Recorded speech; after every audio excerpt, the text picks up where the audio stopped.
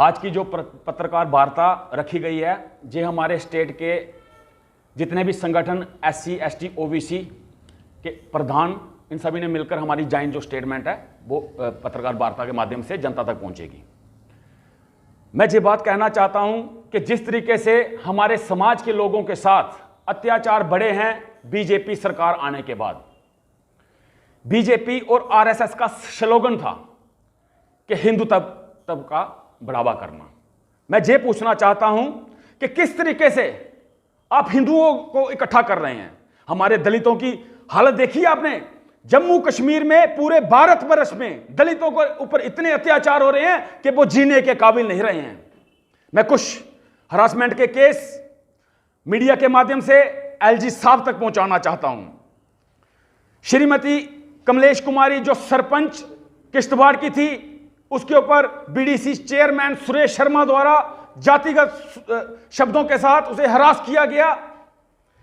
मैं इस वाकया का कड़े शब्दों में निंदा करता हूं। दूसरा, फिर से एक सरपंच ललिता देवी शिवा डोडा की, उसके साथ भी हरासमेंट की गई। बिशनदास विलेज बजालता के, उनके ऊपर भी कुछ लोकल अपर कास्ट के गुंडों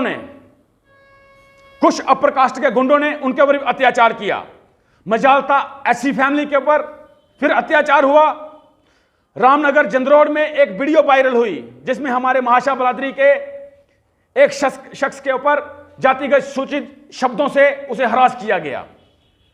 फिर उसके बाद लाठी में पटवारी के ऊपर जातिगत शब्दों से उसे भी हरास किया गया तहसीलदार के द्वारा। मैं ये पूछना चाहता हूं कि ये किस तरीके से देश चलाया जा रहा है। मैं LG महोदय से पूछना चाहता हूं, क्या बीजेपी की यही पॉलिसी है?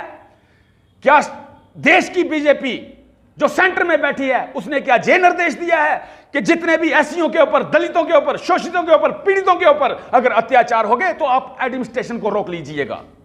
मैं ये पूछना चाहता हूं। आप हिंदुत्व की बात करते हैं, किस तरीके से हिंदुत्व बनेगा? हिंदुत्व का अर्थ यह है कि चरण वंदना की जाए, और अगर दलितों को शूद्र का स्थान दिया गया है और चरणों को स्पर्श करके चरण वंदना की जाती है, लेकिन आप हिंदुत्व की मर्यादा को भी नहीं जानते हैं।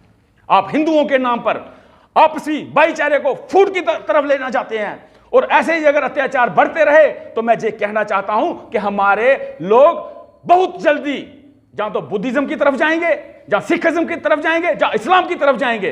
अगर हिंदुओं को बचाना है तो कृपया करके आप हर दलित की सुनवाई कीजिए। किसी के साथ भी भेदभाव नहीं होना चाहिए। जय हिंद। हाँ जी, मेरा नाम रमेश कुमार है। मैं उधमपुर डिस्ट्रिक्ट का JKRC का एक्स प्रेसिडेंट हूँ। तो आज की जो प्रेस वार्ता ये है कि ये 2-3 मुद्दों पर आधारित है। पहला तो ये है कि हमारे J&K में, J&K छोड़ के पूरे भारत में जो SCs पर एट्रोसिटीज़ बढ़ गई हैं, और हम J&K का मुद्दा लेते हैं। जैसे भगत साहब ने, अब वरुण भगत ने बता ही दिया डिटेल में, तो लोगों पर अत्याचार बढ़ रहे हैं।